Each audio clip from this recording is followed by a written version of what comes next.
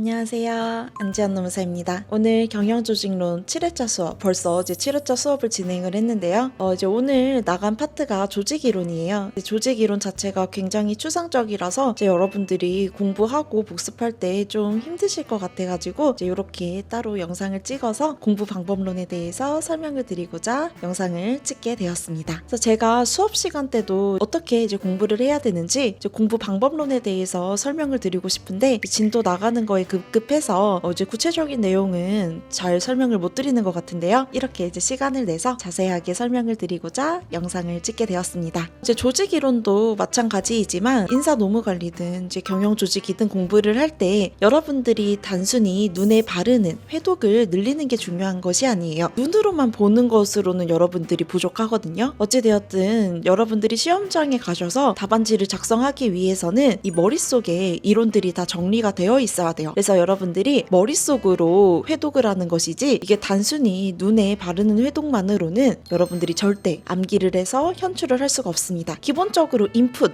즉 암기가 중요하다라는 거예요. 그래서 이제 여러분들이 암기가 되었는지 점검을 하기 위해서는 반드시 아웃풋을 해야 되거든요. 제가 이제 강조드리는 부분이 현출이잖아요. 그래서 여러분들이 한 파트나 한 주제를 공부하고 나서 반드시 덮어놓고 현출이 되는지를 점검하는 과정이 필요합니다. 그래서 이제 덮어놓고 뭐 예쁘게 쓸 필요도 없고요. 이제 백지에다가 이제 여러분들이 두 문자만 따는 거예요. 두 문자 위주로 여러분들이 답안지에 작성 가능한지 여부를 현출하면서 암기가 되는 것과 암기가 되지 않는 것을 구분하는 작업이 중요하다고 생각을 합니다. 그래서 이제 오늘 나간 파트가 조직이론 파트라서 굉장히 이제 추상적이었잖아요. 그래서 여러분들이 암기하는 게 어려우실 거예요. 왜냐하면 이제 추상적이다 보니까 휘발성이 좀 강한 부분이거든요. 그럴수록 여러분들이 더욱더 여러분만의 언어로 이제 치환을 하셔가지고 여러분들이 이해를 하고 암기를 하고 현출하는 연습이 정말 중요하다고 생각을 합니다. 그래서 이제 오늘 나간 이론이 버나드의 이론이 있잖아요. 이제 버나드의 이론을 예시로 한번 설명을 드려볼게요. 그래서 이제 버나드의 이론을 공부했다 하면 이제 여러분들이 덮어놓고 여러분들이 실제 시험장에 가서 답안지를 작성할 때 어떤 식으로 작성할지 미리 구상을 하셔야 됩니다. 먼저 서론으로는 이제 여러분들이 버나드 이론이 등장하게 된 배경을 작성하는 게 중요하겠죠. 그래서 버나드 이론이 등장하게 된 배경은 고전 이론과 신고전 이론에 대한 비판이었습니다. 그래서 고전 이론 같은 경우에는 인간이 무시된 채 공식 조직만 존재했고요. 또 신고전 이론 같은 경우에는 반대죠. 조직이 무시되고 인간만 존재되었다. 그래서 조직과 인간을 통합한 이론으로 이제 버나드의 이론이 등장하게 되었다라고 이제 등장 배경을 작성을 해주시고요. 그 다음 의의에서 제일 중요한 내용이 뭐였죠? 조직을 협동 시스템으로 간주했다라는 점이죠. 그래서 협동의 개념, 그리고 시스템의 개념, 그리고 협동체계의 개념을 여러분들이 의의에서 작성을 해주시면 되는 거고요. 또 조직의 구성 요소를 세 가지 요소로 구분을 했죠. 협공커로 우리가 암기했어요. 그래서 첫 번째가 협동의지였습니다. 그래서 구성원의 협동의지, 두 번째는 공동목적, 조직의 공동목적, 세 번째는 구성원의 협동의지와 조직의 공동목적을 이어주는 커뮤니케이션이 중요했다. 그 다음에 작성하는 것이 여러분들이 이론에 대한 평가예요. 그래서 이론의 평가, 의의와 한 개, 두 개씩 작성을 해주시고, 근데 이제 버나드 같은 경우에는 이론의 비판이 우리 책에 없었죠? 그래서 제가 따로 이제 수업 시간에 설명드린 내용을 필기로 작성을 했을 거 아니에요. 그래서 그 필기 가지고 여러분들이 작성을 하는 거예요. 버나드 이론의 비판으로는 이제 첫 번째, 경제적 관점에서 합리적 의사결정을 추구할 수 없다는 점에서 문제가 있다 라고 이제 작성을 해주시면 되는 거고요. 두 번째는 이제 버나드에 따르면 공원보다 유인이 크거나 같아야 이제 종업원이 조직에 남게 된다라고 주장을 하게 됐잖아요. 따라서 유인의 크기를 증가하는 과정에서 조직 차원에서는 비용 효율성에 문제가 제기될 수 있다. 이제 이런 식으로 여러분들이 생각해서 쓰는 부분이 중요하다고 생각을 합니다. 여기까지가 우리가 이제 버나드의 기본 이론에 대해서 작성하는 부분이고요. 여러분들이 이제 결론 부분은 조직에 대한 제언으로 이제 작성을 해주시면 되는 거잖아요. 그래서 조직에 대한 제언으로는 결국 이제 커뮤니케이션이에요. 커뮤니케이션. 우리가 집단 파트에서 배웠던 효과적인 커뮤니케이션의 관리 방안을 조직에 대한 제언으로 작성을 해주시면 됩니다. 결국은 버나드가 주장하는 것도 원활한 소통이 중요하다는 거예요. 그래서 원활한 소통을 통해서 지시 보고가 원활해야 된다라는 것을 여러분들이 결론으로 잘 작성을 해주시면 됩니다. 아무튼 이제 이런 내용들이 여러분들이 책을 덮어놓고 떠오르셔야 돼요. 이렇게 떠올라야 여러분들이 실제 시험장에 가서 책을 보지 않고 답안지를 작성할 수가 있습니다. 자, 아무튼 제가 강조드리고 싶은 거는 여러분들이 단순히 눈으로 바르는 식으로 회독을 늘린다라고 해가지고 절대 시험장 가서 답안지를 쓸 수 없다라는 것이에요. 그래서 회독을 할 때는 머리로 해야 된다. 이제 머리로 해야 된다라는 거는 여러분들이 한 주제를 공부하고 나서 덮어놓고 내가 시험장에 가서 답안지 작성 가능할 정도로 암기가 되었는지 이제 그런 것들을 스스로 이제 점검하면서 체크하는 과정이 중요하다고 생각을 합니다. 강조드리고 싶은 거는 인사노무관리랑 이제 경영조직이 추상적인 학문이잖아요. 그래서 추상적이기 때문에 단순히 눈에 보고 끝내는 것만으로는 공부가 부족하다라는 것입니다. 그래서 여러분들이 머리로 기억을 하셔야 돼요. 이제 머리로 인풋을 하시고 머리가 인풋되었는지 점검하기 위해서 반드시 현출 작업을 해주시는 것이 저는 중요하다고 생각합니다. 그래서 시험이 얼마 남지 않았잖아요. 동차반도 거의 끝나가는데 특히 이제 오늘부터 들어가는 파트 자체가 굉장히 추상적이기 때문에요. 이제 여러분들이 공부할 때 단순히 눈에 바르는 식으로 회독을 늘리진 마시고요. 인풋이 제대로 되었는지 제 아웃풋하는 과정을 해주시면 좋을 것 같아서 이렇게 영상을 찍었습니다.